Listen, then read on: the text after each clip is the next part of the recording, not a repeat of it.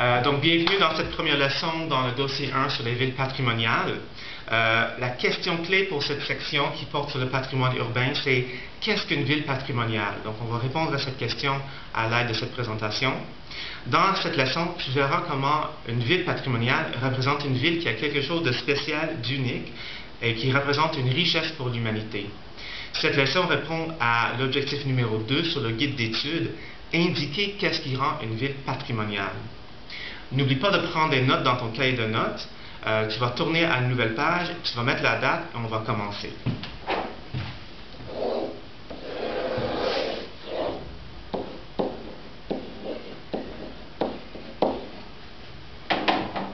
Donc, on commence avec les notes ici sur la section 1, le patrimoine urbain, et vous voyez que c'est sur les pages 42 et 43 si tu veux avoir ton manuel ouvert devant toi pour suivre pendant mes explications.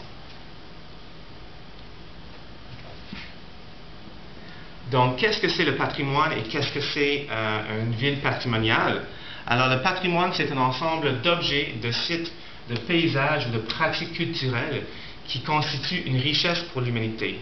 On a donc quelques exemples ici. Quand on parle des objets, on peut parler par exemple de cet objet-là qui est la ceinture fléchée québécoise. C'est propre à notre culture et ça représente quelque chose qui n'existe pas ailleurs. C'est donc une richesse culturelle pour l'humanité.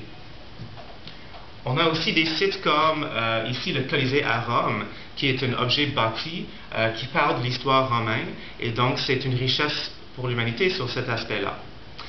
En parlant des pratiques culturelles, je peux aussi parler de quelque chose comme les haïkus japonais. C'est une forme de poésie. Ce n'est pas un objet, ce n'est pas un bâtiment. Pourtant, c'est une richesse culturelle que nous partageons tous. Voilà. Alors, si nous parlons d'une ville patrimoniale, on parle d'une ville avec un patrimoine unique. Et parce qu'on parle d'une ville, on va laisser de côté peut-être des choses plus culturelles. On va parler vraiment des choses bâties, des bâtiments, des édifices, des choses comme ça. Le patrimoine peut venir du passé, comme dans l'exemple du Colisée de Rome, mais ça peut aussi venir du présent. Et le patrimoine, et notez l'utilisation d'une abréviation juste pour rendre ça plus rapide à faire, le patrimoine peut se trouver où? Bien, ça peut se trouver dans un site, ça peut se trouver dans un bâtiment, ça peut se trouver dans un ensemble de bâtiments, c'est-à-dire un quartier, ou ça peut se trouver dans un vestige, c'est-à-dire comme un restant archéologique. Puis on va parler de ça, on va donner des exemples dans quelques instants.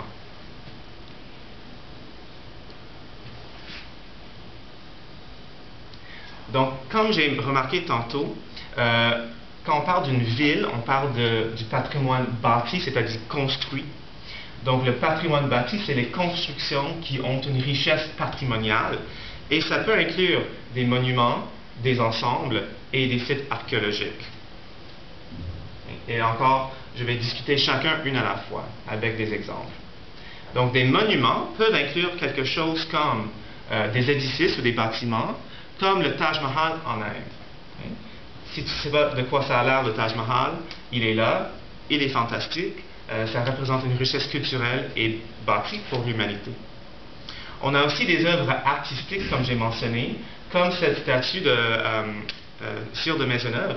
C'est ici à Montréal, aux Places d'Armes. Donc, cette œuvre artistique représente un patrimoine pour nous. Finalement, on a des ensembles de quartiers, comme cette ville française qui s'appelle Carcassonne. Tous les bâtiments sont construits dans le même style architectural. Donc là, ça représente quelque chose propre à cette ville-là. Et ici, en fait, on va revenir dans 2 instants.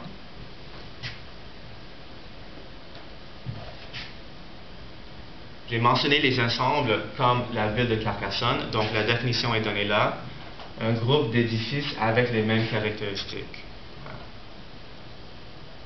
Et finalement, ça peut représenter aussi un site archéologique, c'est-à-dire un lieu avec des vestiges d'une période historique, comme la ville de Pompéi en Italie. Comme je tentais de vous montrer, c'est une ville qui a été détruite par un volcan. C'était sous la terre pendant des millénaires. Et quand on l'a déterré, on a trouvé comment les Romains vivaient dans l'an -79, donc avant l'an 0. Ça représente une richesse pour l'humanité parce qu'on peut comprendre comment les gens vivaient dans le passé. N'oublie pas, si je vais trop vite, tu peux toujours appuyer sur pause pour prendre des notes.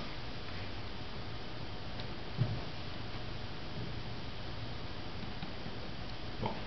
Maintenant, continuons avec les formes du patrimoine bâti. Donc, le patrimoine peut être classifié selon certains critères. On peut parler de sa fonction, c'est-à-dire qu'est-ce que ça fait. On peut parler de son style architectural, ou on peut parler de sa période historique. Ça vient de quand, à peu près. Donc, surtout, on va classifier selon la fonction, et c'est ça qu'on va faire maintenant. On va parler de 4 formes de patrimoine bâti. On va parler du patrimoine religieux. C'est tout ce qui est temple, église, lieu de culte. On va parler du patrimoine militaire, c'est-à-dire des remparts, des forts, des citadelles, donc des installations militaires. Du patrimoine historique, c'est-à-dire des places qui ont été ensevelies, qui viennent du passé, comme la ville de Machu Picchu à Pérou. Ou on peut parler du patrimoine urbain, c'est-à-dire une place qui est un exemplaire d'un style en particulier. Donc le Brasilia, c'est la ville capitale du Brésil, a été construit tout en même temps. Et donc tous les édifices ont un style très similaire et ça représente un patrimoine urbain. Maintenant, je vais donner des exemples de chacun de ces points. Donc ici, nous avons un temple hindou qui se trouve ici à Montréal même. C'est sûr qu'à Montréal, on peut trouver beaucoup d'églises catholiques, beaucoup d'églises de d'autres confessions. On peut aussi trouver des temples juifs, des synagogues, et des temples bouddhistes, sikhistes, hindous, comme ça. Ça, c'est un exemple du patrimoine militaire. Ça, c'est la citadelle à la ville de Québec. On voit les murs ici, qui sont très, très hauts. Et à l'intérieur, c'est là où les soldats restaient. Et là, c'était plus facile à défendre la ville de Québec de l'intérieur de la citadelle. On peut maintenant aller visiter parce que ça représente une partie de notre passé québécois.